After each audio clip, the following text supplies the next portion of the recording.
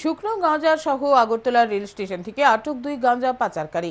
গোপন সংবাদের ভিত্তিতে আগরতলা জিআরপি থানার পুলিশ তাদেরকে আটক করে।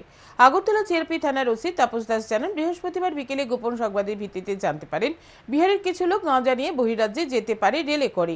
সেই সংবাদের ভিত্তিতে রেল পুলিশ আগরতলা রেল স্টেশনে ওঁত পেতে বসে।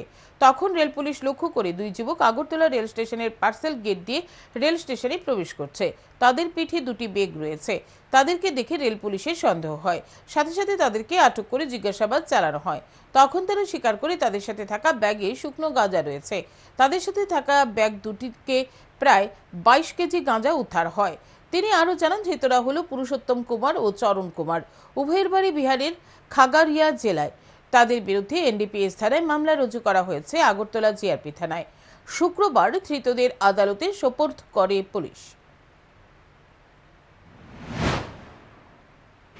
তো তাদেরকে ডিটেইন করি এবং তাদের যখন জিজ্ঞাসাবাদ করি তখন তারা অকপটে স্বীকার করেছে যে হ্যাঁ, আমরা এটার মধ্যে পিট্টু ব্যাগের মধ্যে শুকনা গাঁজা আছে, আমরা এগুলি বিহার নিয়ে যাচ্ছি।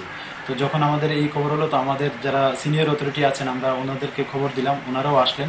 তারপর যে এনডিপিএস এর যে প্রসেস আছে এই প্রসেস মেনে আমরা এগুলি ওজন করলাম। ওজন করলে দেখা গেল এগুলিতে তকরিবন 22 কেজি শুকনা গাঁজা